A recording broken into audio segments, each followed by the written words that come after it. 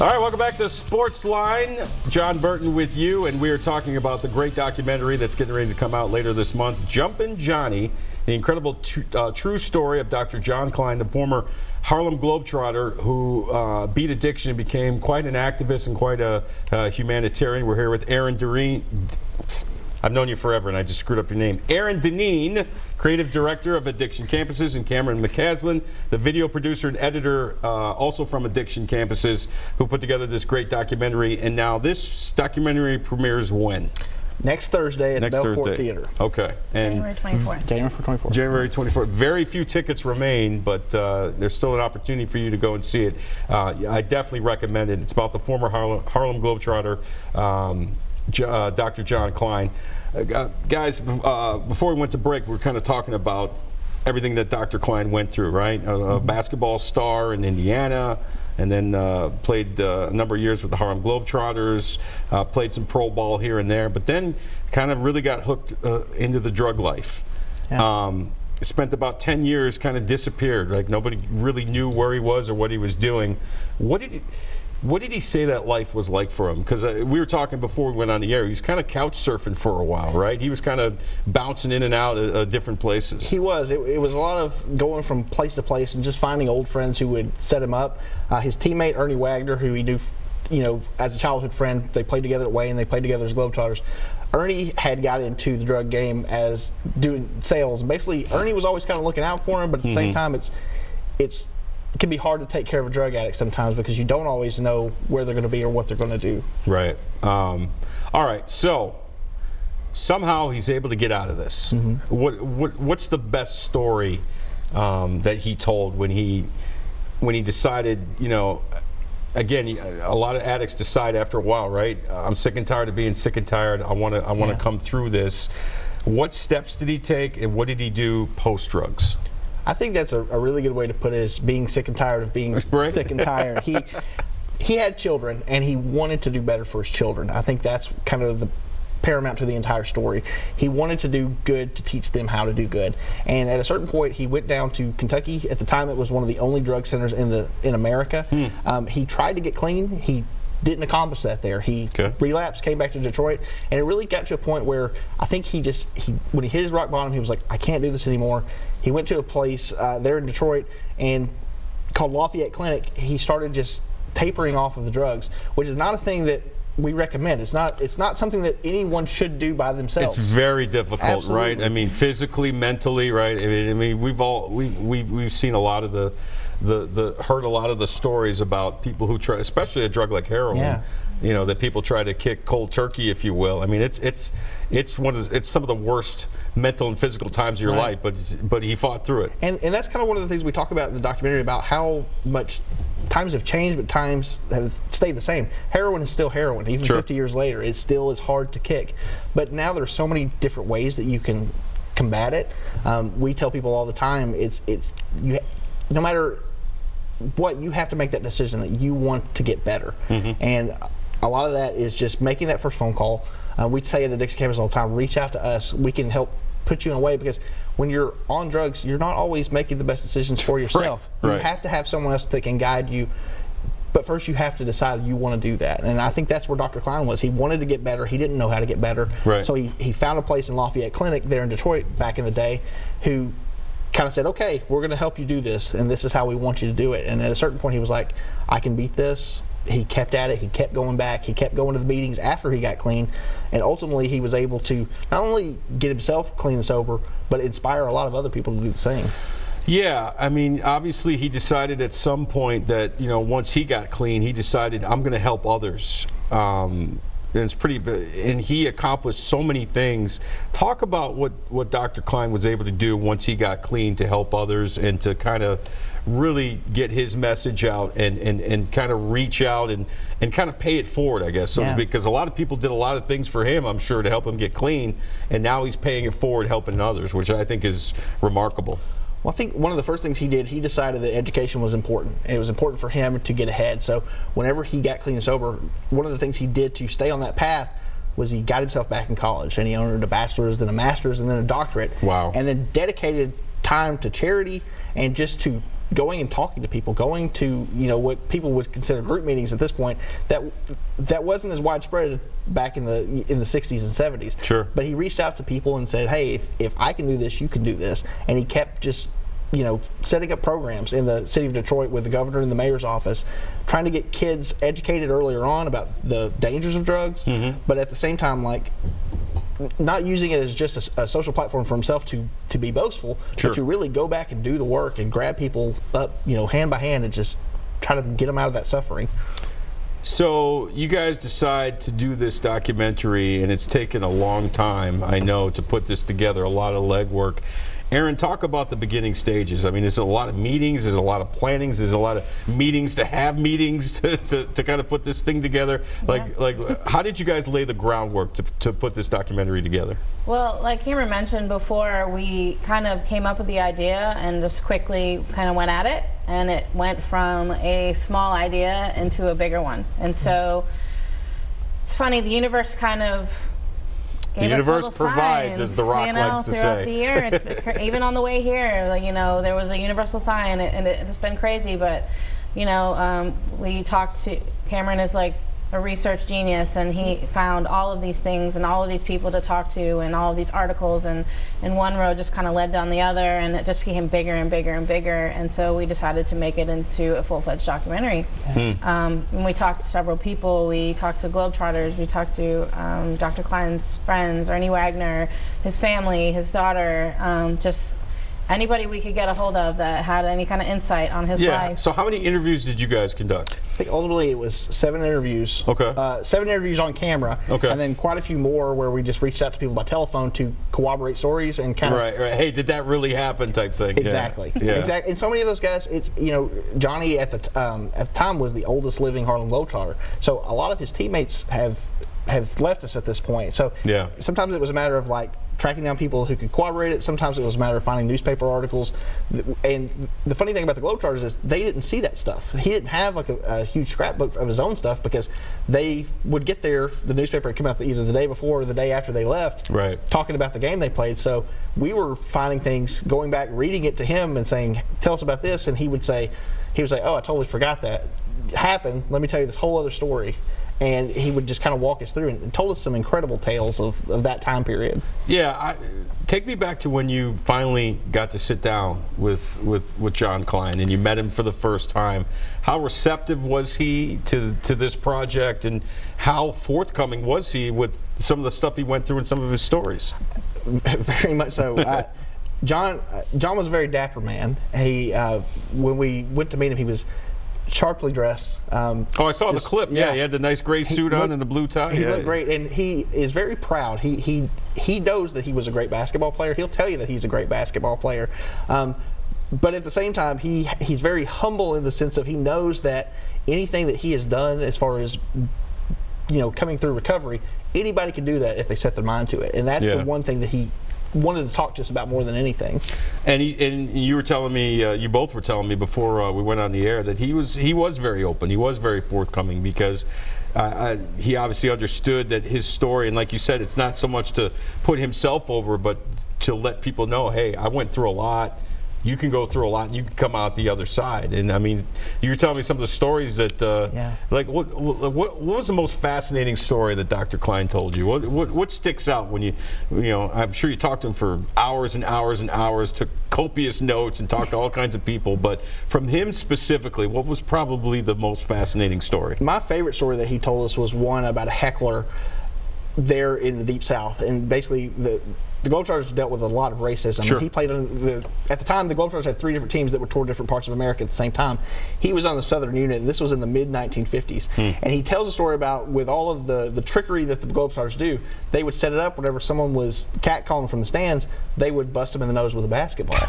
And and he walked us through the entire play and how it worked, and how they did it in a way that, like, they really couldn't get in trouble for it if they did it on a basketball court, where if you punched the guy in the nose on the street, it would be bad. Back then, they'd get arrested. Absolutely, absolutely. Did he speak to the fun he had being with the Globetrotters? He did. Because it seems like, like I said, I've been watching them forever. We've all been watching the Globetrotters forever, and it just seems like even when they were competitive, to where they became more sports entertainment. It just seems like a fun experience for them. I know it's night after night and you have to be on, but you know, I would imagine he really enjoyed his experience with the Harlem Globetrotters. I think he did, and I think there's something about being a poor kid from Detroit and the idea that you could play the game of basketball. And at the time, even if you were a professional athlete, like the NBA was just a small thing. You're only touring a couple hundred miles, where with the Globetrotters, they went all over the world. His first trip, he went to Australia, he went to New Zealand. He met the Queen whenever she was coronated. Wow. I mean, it's that kind of thing where he was seeing things that changed his life, opening his, you know, his daughter talks a lot about how she thinks that opened his mind to things that otherwise he would have never known, because to be a good athlete is something, but to actually be able to use that and go, you know, to open doors for you and see the world, that's something really special, you know, especially back then. Yeah, not a lot of people get to do that unless you're in the military, like my father was coming up in that time period. So when you met him, when you sat him down to interview him, how old was he at the time? He was 86 years old. Wow. Yeah. God bless him. Yeah. And obviously his memory was as sharp as a tack, had all the stories down and everything like that. It was. Dr. Kline wrote 16 books, multiple times kind of chronicling his life and travels. And so he had a pretty good like repetition of this is the stories he always tells, but we really sat with him and just talked to him, and he told us more, because I think he knew that he was getting close to the end of his life. He wanted to put it all on tape for all time's sake, to let everyone know I was here, you know, I existed, and this is my story. And he told us everything front to back. And then throughout the months that followed that, he would, you know, he stayed with us. I think I spoke to him on the phone at least once a week for the rest of his life. Wow. Well, that must have been so fascinating to get to know him and know what kind of man he was. Yeah. You know, you hear the stories, and then when you actually get to meet the person in person, that's got to be pretty fascinating. So, Aaron, I studied broadcasting. You know, I'm doing exactly what I want to do. We were talking earlier. I used to do a lot of long-form projects like this, you know, in school for whatever, you know, produce projects for school and stuff like that. It's a little bit different in the news or sports broadcasting, because you're kind of gathering information and you're delivering it within sometimes a matter of minutes. When you put together something like this and you see it come together, for me, it was always a great natural high. You know, what's the experience? What was the experience like putting this thing together? As you said, having the universe provide, having, you know, certain things you need to come through, and this thing starts to take shape, and you're looking at it and you're like, we got something here. Yeah, I mean, to say it's amazing is an understatement. You know, we're just have a few tickets left. This was kind of a Hail Mary project that I really wanted to just do and hope for the best. I thought that it was a really great avenue to reach different people and, you know, communicate our message. And I cannot wait until the 24th to see everybody in the crowd and hear them laugh and maybe some tears, and, you know, and I just hope that it educates and inspires and, you know, gives that message of hope to people who may be in need. Well, very well said. Time for our second break. We're going to come back. I want to talk more about addiction campuses and what you guys do on a daily basis and how you can help people, because you never know. There could be somebody out there watching right now that maybe needs help, or maybe is thinking about, man, I gotta, you know, change my life, and maybe addiction campuses will be for you. So we'll talk more about that, and we'll talk more about the great documentary that's coming out, Jumpin' Johnny.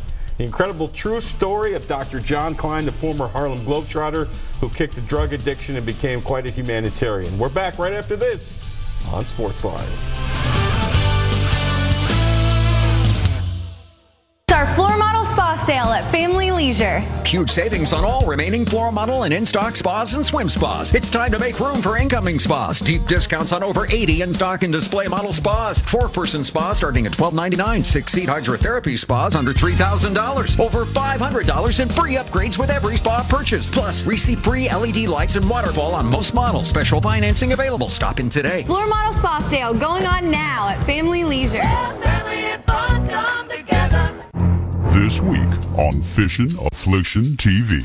All right, guys, here's our first 6 from today, and these are toads. Join Team Fishing Affliction for part 2 of some great fishing action down there in Sweet Home, Alabama. Real quick before we put them down, Big Dog, the big one you're holding. Who's out? I think you caught that one. Your Fish and Affliction TV weekend begins Saturdays right here on News Channel 5 Plus, your home for Fish and Affliction time for those who've got it bad.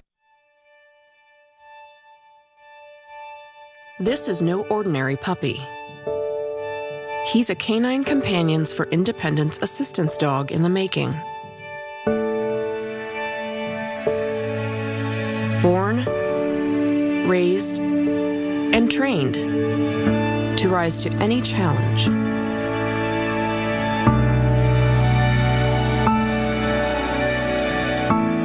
Partnered to give independence to a child, adult, or veteran with a disability, entirely free of charge.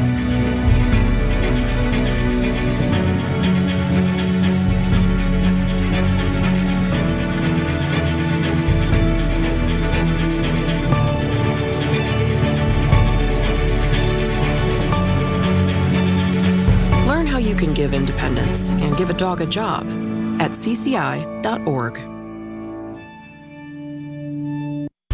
Welcome back to Sportsline, everybody. Jon Burton with you. We are talking to the fine folks from Addiction Campuses about the great new documentary that's coming out in just a few days, Jumpin' Johnny, the incredible true story of Dr. John Kline, the former Harlem Globetrotter who was able to kick a drug addiction and become quite the humanitarian philanthropist. I can't say the word.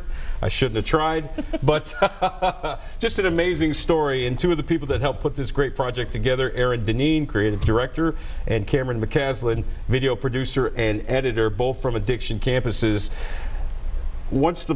You were just telling me before we went on the air how excited you guys were to kind of, once the final piece was done and you were able to view it before you debut it in just a few days. What was that experience like for both of you?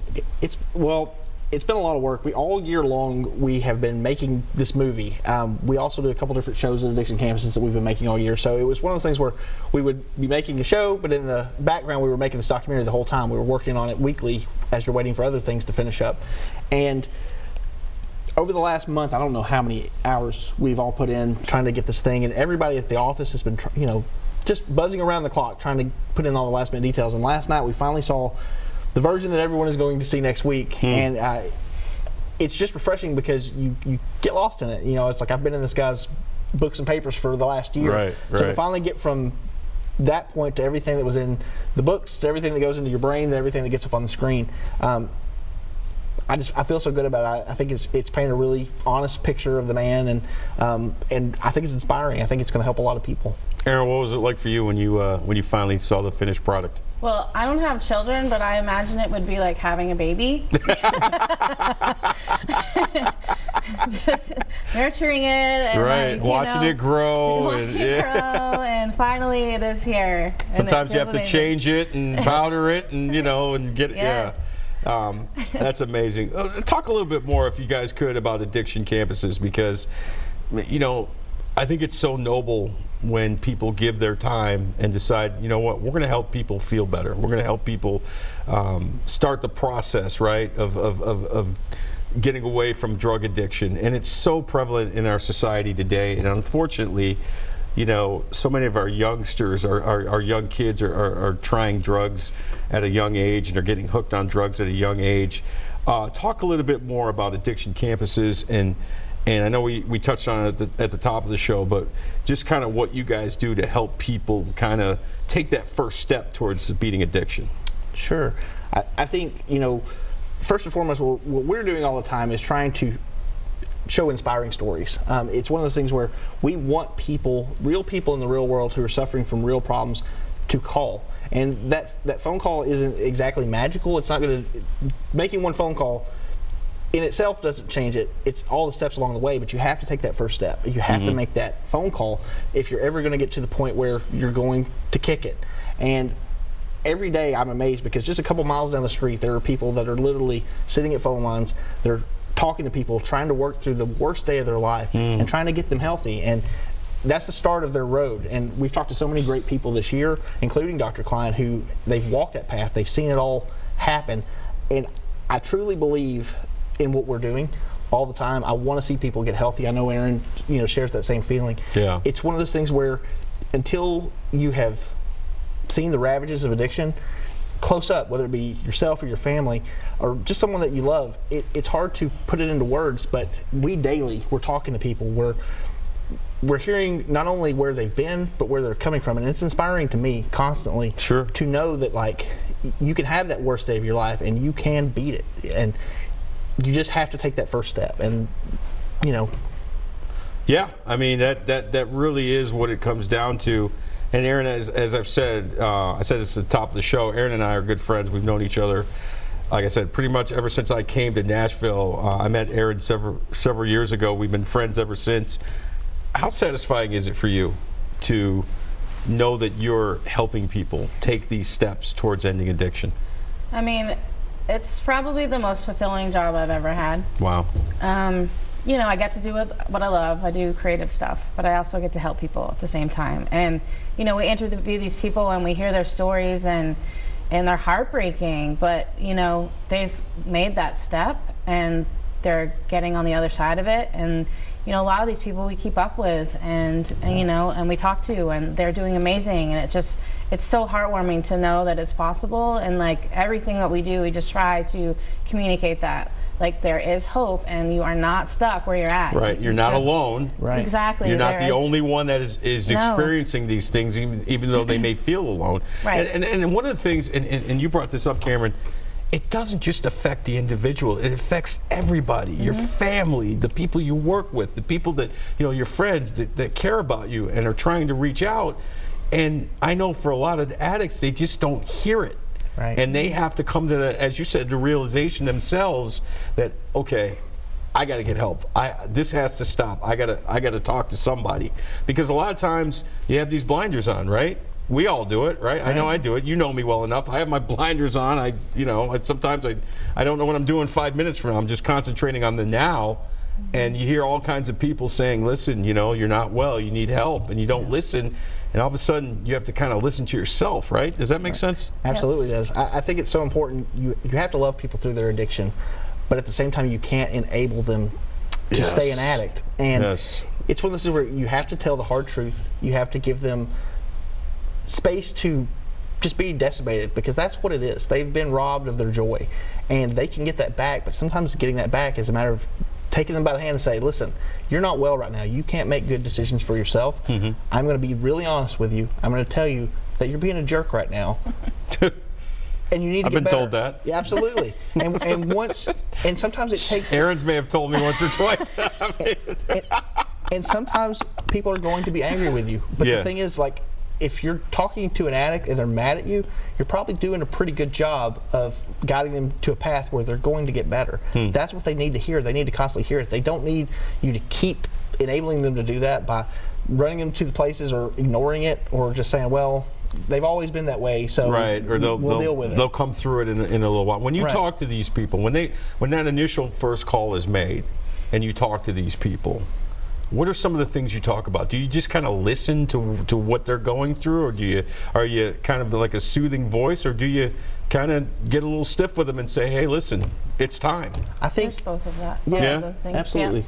Yeah. You know, we want to know where they're coming from, or what they're doing, or what their situation is, and then, you know, we're going to guide them in the direction that they need to go to get help.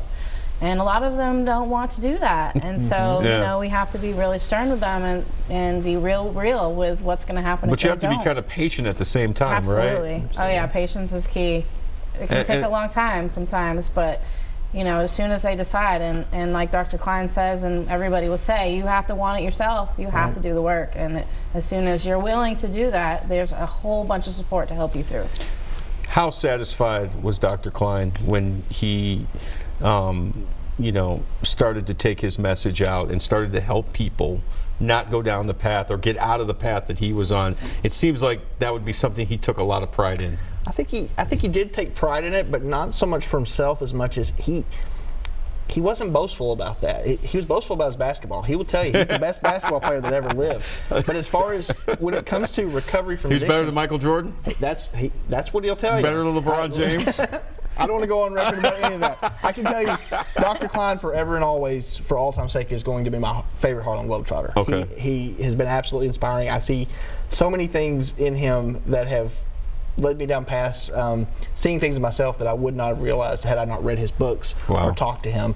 It has changed the course of my life for the better. I'm so happy that I got to befriend him at the end of his life. But you said it wasn't so much bragging about that. It was just basically, I think he kind of felt like after he finally got clean, hey, this is what I need to do, right? I think he felt a calling to it. I think more than anything else, he knew how bad it was. He knew how much a human being suffers whenever they're going through addiction, and I think he just cared so much about humanity. He did not want to see that for any individual, so he spent the rest of his life reaching out and trying to help people, and that's better than I do every day. Right. I mean, to be honest, it's like I wish I had half of that humanity, because I think the world would be a better place. Oh, no question about it. Let's do this. Let's put up information about addiction campuses. There is a phone number we want to put up, and it's secure and confidential. This is the information, obviously, on the screening of the Jumpin' Johnny documentary. But for those that may be considering making that first step, making that first phone call, you see the number there, 1-888-614-2251. And from what we understand, it's a very secure and confidential helpline. You can just call. You can talk to someone, right? You can just kind of open the lines of communication and start the steps towards maybe getting away from addiction, right? I think that's what it is. I think if you are suffering from addiction, if you feel something in your heart where you want to get better, or if you know a family member who might need that phone number, take the time to call. It doesn't hurt to just start. Like I say, it's not magical.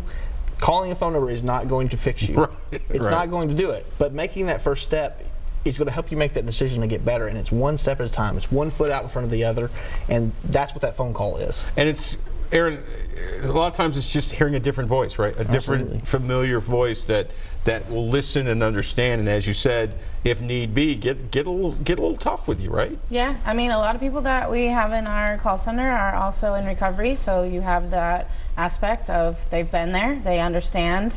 And so, you know, I feel like you may feel a little more comfortable talking to somebody who knows what it's like. And so... And there's no judgment there. I think that's the other thing. It's because, let's face it, I mean, friends and family, you know, they love you, but sometimes they judge. And sometimes they think they know what's best for you, think they know what you can do. When you talk to somebody that's kind of independent of that, right, that the judgment isn't there. They just want you to get better at all costs. Right. So such an absolutely fulfilling work that you guys do. I guess I got a question for each of you. Like, what's been the most, Jumpin' Johnny Kline aside, what's been the most inspiring story that you've been able to, that you're able to tell with your work through addiction campuses? Goodness, that's so hard to put it into one moment. I don't know. I think, I want to say it was day 2 or 3, I met a woman who, from Memphis, who she had been all over the national news, all over YouTube, as someone who had fell out on the street with heroin addiction, and basically had been embarrassed in the way that on a national scale, this was all over the place. And it's funny because when I met her, she was clean and she was telling me these stories, and I had seen these pictures and I had read this article that Time Magazine had printed about it. And to talk to this person, you could not imagine this was the same person that was in this YouTube video. That was the start for me, and I was just like, okay, this company can change lives. Because they want to help people, and from that point on, I was just like, I'm in. I'm going to do whatever I can to tell these kind of stories. And so I think it was trial by fire right out the gate for me. Sure. But as soon as I saw that, I knew that everything we were going to be making was going to be important. And I feel like every person we have talked to, it has saved lives by other people seeing it, but little by little for them and for myself, I've learned so much, and I continue to do that. I'm sure you share that same, just talking to other human beings. Absolutely, absolutely. How about you, Aaron? Is there a story that sticks out? Is there a... You know, I've been doing this with addiction campuses for a little over 3 years, and there's absolutely no way I could pick out one. I mean, I talk to so many people all the time and listen to their stories, and it's just unbelievable how people can pull themselves out, and how successful they can become, and with just a little bit of support and a little bit of faith and a little bit of hope. You know, the sky's the limit. You gotta believe. Just believe, right? All right, we're going to take another break. Don't forget, it's Jumpin' Johnny, the incredible true story of Dr. Jon Kline, the former Harlem Globetrotter. And we're going to talk a little bit more about the final days of Jumpin' Johnny's life and talk more about the premiere that's coming up. And we'll have more right here on Sportsline. Stay with us.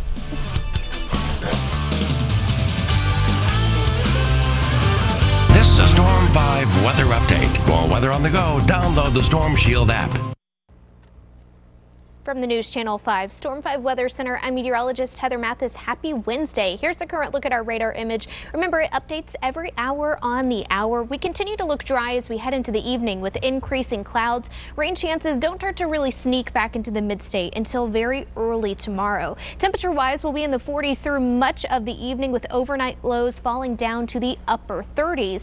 Tomorrow does look to be a wet one with scattered showers through the afternoon, but it will be just a touch warmer than what we had today. We continue on this warming trend with highs tomorrow in the lower 50s.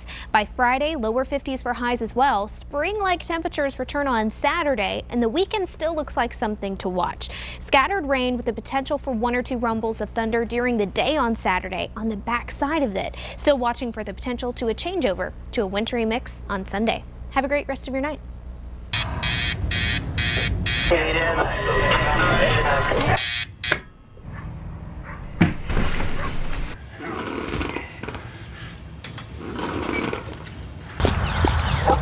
Of those who survive now get only a fraction.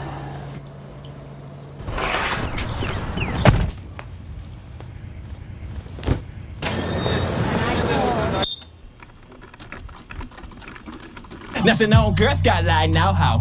If I get low, then I call Mojo. Got the latest project for the promo.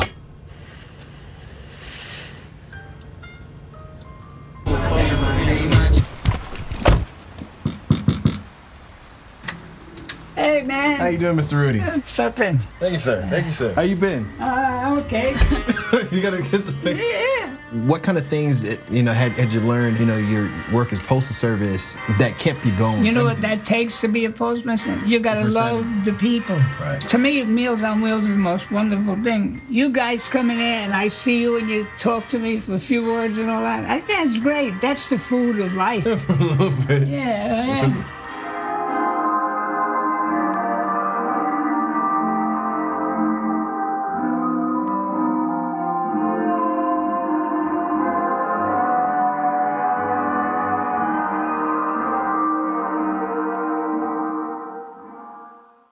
Next, Pickler and Ben. Super fun day! We're going nuts all hour. Can I pick up Mrs. Doubtfire? Hello! Adults and kids alike, brace yourself. It was so incredible! From mind-boggling magic tricks. Bye, Holy heavens!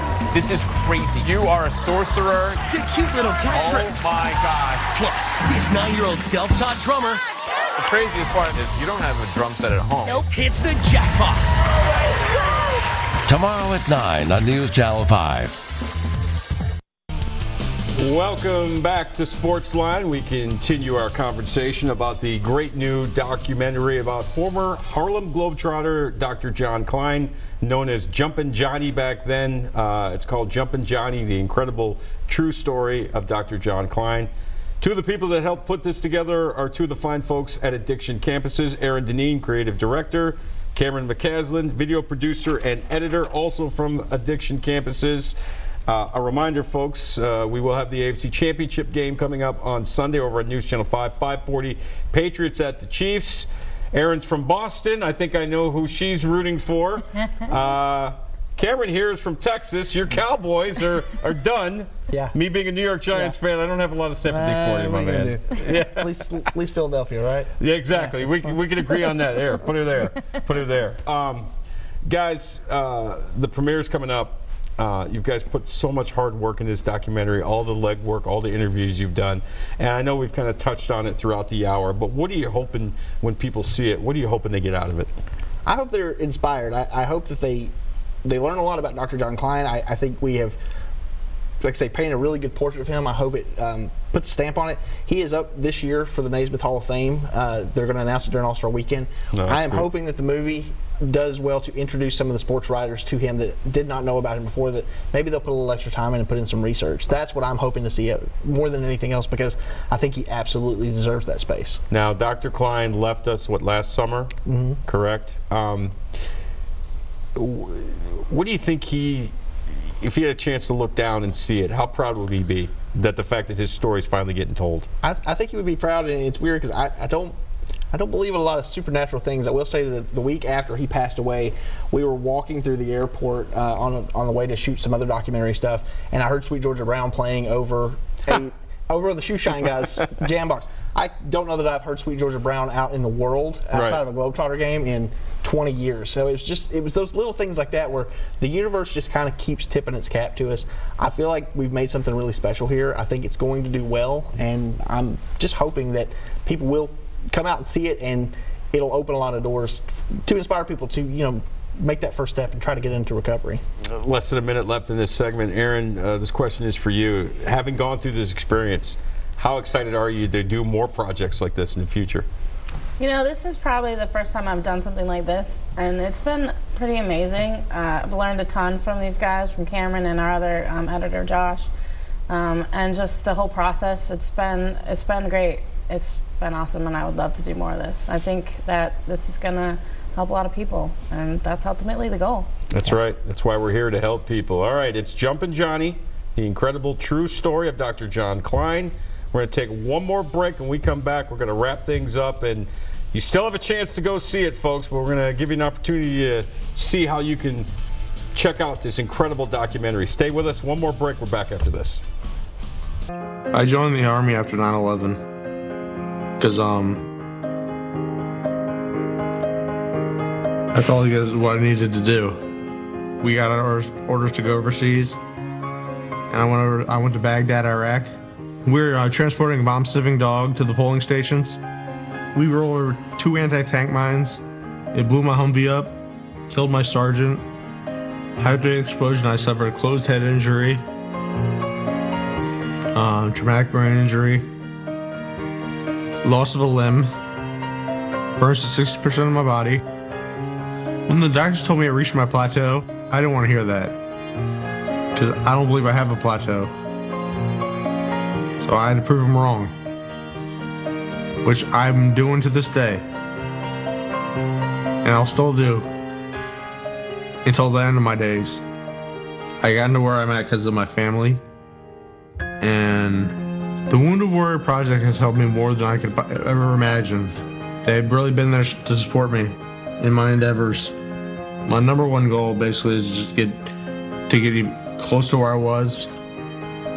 I'm more than ready to work hard to get to that goal. I am living proof to never give up, and I will never give up.